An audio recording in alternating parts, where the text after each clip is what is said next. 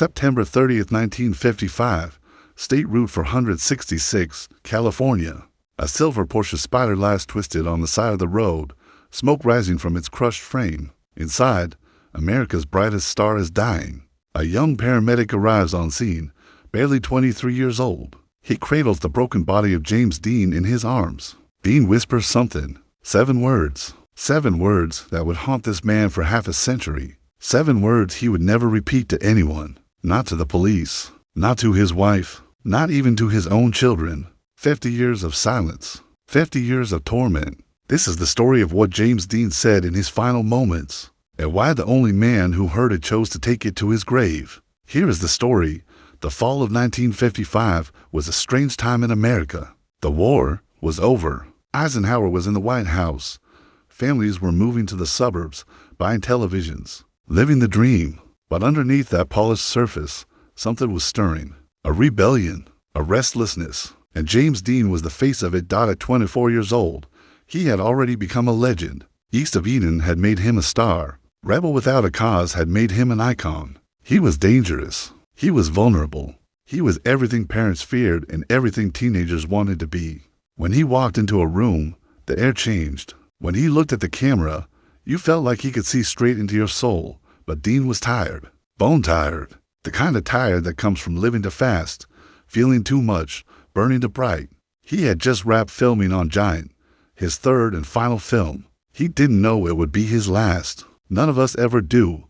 That September morning, Dean woke up in his rented house in Sherman Oaks. He had plans, big plans. He was going to drive his new Porsche 550 Spyder to Salinas for a racing event. The car was his obsession. Silver with red racing stripes. He nicknamed it Little Bastard.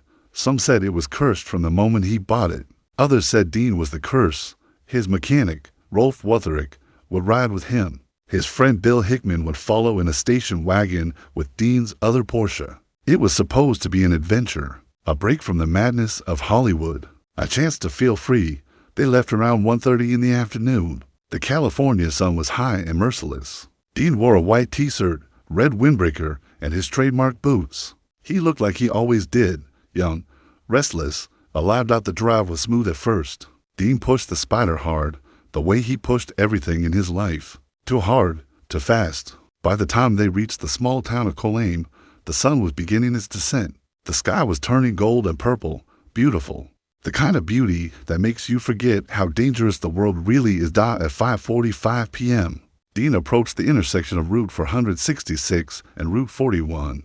He was flying, doing 85, maybe 90 miles per hour. Some say he never saw the black and white Ford Tudor. Others say he saw it, but thought he could make it. That was Dean, always thinking he could outrun fate. The Ford, driven by a 23-year-old college student named Donald Chenupseed, was making a left turn. He didn't see the silver blur coming at him until it was too late. The impact was catastrophic. Metal screaming, glass exploding. The Porsche spun like a toy and crumpled like paper. And in that moment, James Dean's immortality was born. To understand what happened next, you have to understand who Tom Frederick was. He wasn't a hero. He wasn't famous. He was just a kid, a paramedic barely out of training, working for the Paso Robles Emergency Services. He had joined the service only 8 months earlier. 8 months. He had seen car accidents before, farm accidents, heart attacks, but nothing could have prepared him for what he was about to witness. Tom was at the station that Friday evening, playing cards with 2 other medics. It was quiet, the kind of quiet that makes you nervous if you've been in emergency services long enough. The call came in at 5:59 p.m., vehicle collision, Route 466, multiple injuries, possible fatality. They loaded into the ambulance. Tom rode in the passenger seat, his heart already racing. The drive from Paso Robles to Colame was 26 miles. 26 miles of winding road and fading daylight. The driver pushed the ambulance as fast as it would go, siren wailing. Tom stared out the window, watching the landscape blur. He was praying, not out loud, but in his head. The prayer every paramedic prays: please don't let them be dead when we get there. Please let there be something I can do. They arrived at 6:20 p.m. By then, a small crowd had gathered. Local police, highway patrol, bystanders who had stopped to help. And in the center of it all, the wreckage. The Porsche was almost unrecognizable. The entire front end was gone, crumpled inward like someone had taken a giant fist and punched it into oblivion. Tom jumped out of the ambulance, medical bag in hand. That's when he saw him, slumped in the driver's seat, covered in blood, face pale as death. James Dean. Tom didn't recognize him at first. How could he?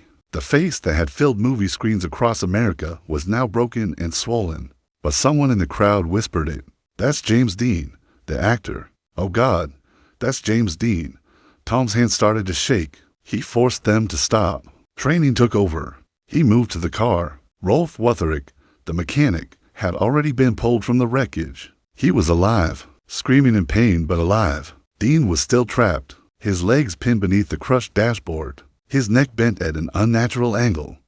Tom knelt beside the driver's side. He reached in, checking for a pulse. It was there, faint, thready, but there. Dean's eyes were half open, staring at nothing. Tom shouted for the crowbar. They needed to pry him out. They needed to get him to a hospital. They needed to do something. It took 12 minutes to free him. 12 minutes of metal groaning and men grunting and Tom holding Dean's head steady, whispering, "Stay with me. Stay with me. We're going to get you out." When they finally pulled him free, Tom cradled him. Dean's body was limp, broken. His breathing was shallow, wet, the kind of breathing that means internal bleeding. Lots of it. They loaded him onto a stretcher, into the ambulance. Tom climbed it back with him. The driver hit the lights and siren. They were racing now, racing against time, racing against death. Quick question. Have you ever had a secret that was eating you alive? Let us know in the comments. Inside the ambulance, Tom worked frantically. He started an IV, checked Dean's vitals, applied pressure to the worst of the bleeding. But he knew, deep down, he knew, this wasn't a man they were going to save. This was a man they were escorting to the other side. Dean's eyes flickered open, just for a moment. He looked directly at Tom, and that's when everything changed. The ambulance rocked and swayed as it sped down route 466. The siren screamed above them. Red light pulsed through the small back windows. Tom Frederick was on his knees beside the stretcher, one hand on Dean's chest, the other holding the fur bag steady. Dean's breathing had become a rattle. Each breath seemed like it might be his last. His lips were turning blue. His skin was cold and clammy. Tom had seen this before. The body shutting down, organs failing, the slow, terrible march toward the end. But then Dean's hand moved, just slightly. His fingers curled. Tom looked down. Dean's eyes were open, not staring blankly anymore, focused, looking right at him. "Can you hear me?" Tom asked, leaning closer. His voice was steady even though his hands were shaking. Dean's lips moved. No sound came out at first, just air. Then, barely a whisper, "Cold." "I know," Tom said. "I know you're cold. We're almost there. Just hold on." Dean's head moved slightly, a shake, or maybe just a tremor. His eyes were filling with something Tom would never forget. Not fear, not pain, something else. Recognition, understanding, the look of a man who knows his time is up. Tom grabbed a blanket from the supply cabinet. He draped it over Dean's chest. "You're going to be okay," Tom said. The lie felt heavy in his mouth. Dean's hand shot out, weak but deliberate. He grabbed Tom's wrist. His grip was cold. His fingers barely had strength, but the intention was clear. He needed Tom to listen. Tom leaned down until his ear was inches from Dean's mouth. The ambulance hit a bump. Tom braced himself against the stretcher. In that moment, the world narrowed. The siren faded. The rocking of the ambulance disappeared. It was just Tom and Dean, a dying star and a kid who didn't know what to do. Dean's lips moved against Tom's ear. His breath was cold, metallic, the smell of blood and something else. Something final. 7 words. That's all it was. 7 words spoken in a voice so quiet Tom almost didn't hear them. But he did, and the moment those words entered his ears, something inside him broke. Tom pulled back. His face was white, his eyes wide. He stared at Dean. Dean stared back, and in that exchange, an understanding passed between them. A burden was transferred. A secret was born. Dean's hand fell away from Tom's wrist. His eyes closed. His chest continued to rise and fall, but slower now, slower. Tom sat back on his heels. He was shaking, not from the adrenaline, not from the emergency, from the words, from what Dean had just told him. The ambulance driver shouted from the front, "How is he?" Tom couldn't answer. His throat had closed up. His mind was racing, replaying those 7 words over and over, trying to make sense of them, trying to understand why Dean would say that. Why those words? Why in his final moments? "Tom, how is he?" The driver shouted again. Tom forced himself to breathe. Critical. He finally managed. Drive faster.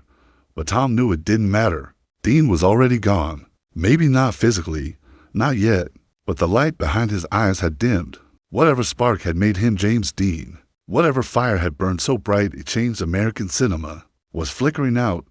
They arrived at Paso Robles War Memorial Hospital at 6:45 p.m. Doctors and nurses swarmed the ambulance. They pulled Dean out, rushed him inside. Tom followed, stumbling. His legs felt weak. His head was spinning. In the emergency room, they worked on Dean for 14 minutes. Chest compressions, defibrillation, epinephrine, everything they had.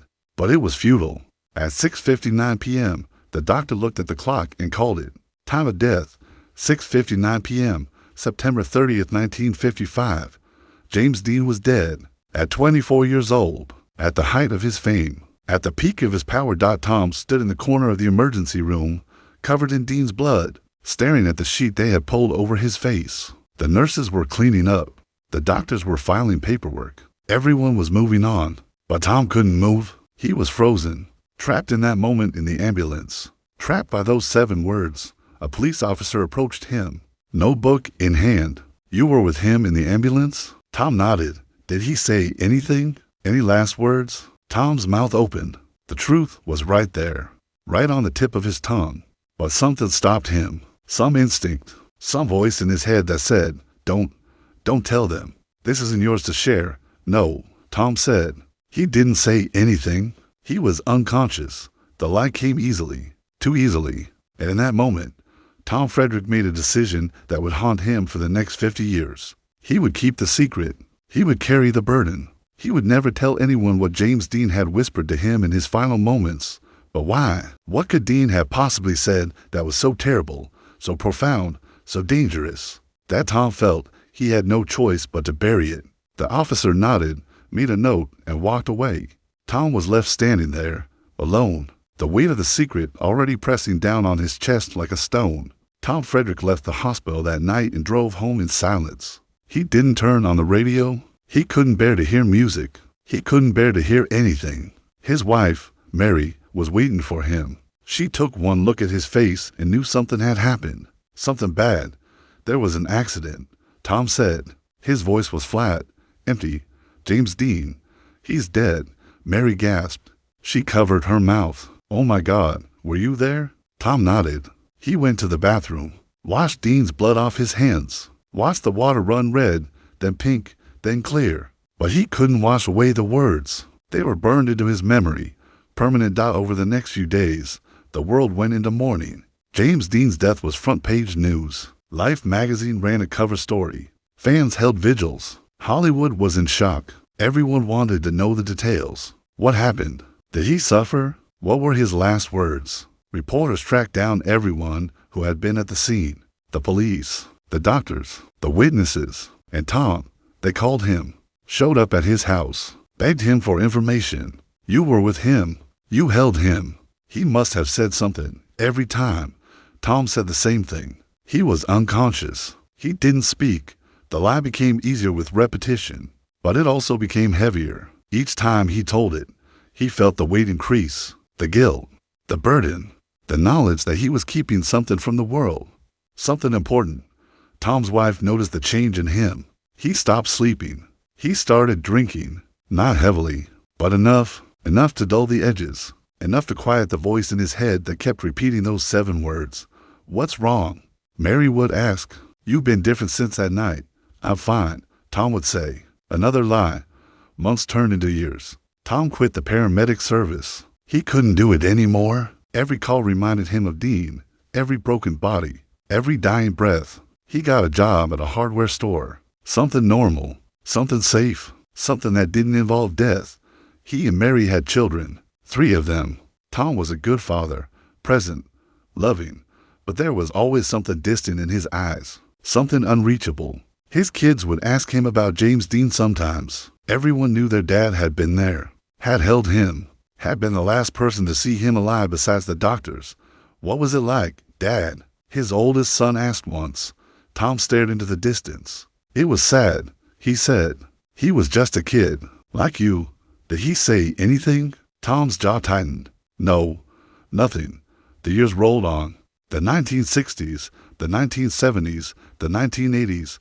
James Dean became a myth. His 3 films played on television. His image was plastered on posters, on t-shirts. He became immortal, frozen forever at 24, forever young, forever beautiful, forever doomed. Tom grew old. His hair turned gray. His hands developed arthritis. He retired, spent his days in his garage, working on old cars. He liked the solitude, the quiet, the chance to be alone with his thoughts, but the secret never left him. It followed him everywhere.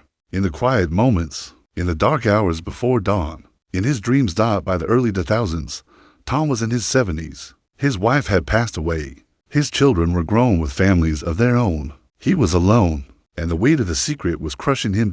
In 2005, 50 years after James Dean's death, Tom had a heart attack, mild, survivable, but it scared him, made him realize his own time was running out, and if he didn't tell someone, the secret would die with him. He called his oldest son, Robert, asked him to come over, said he needed to talk. Robert arrived that evening, found his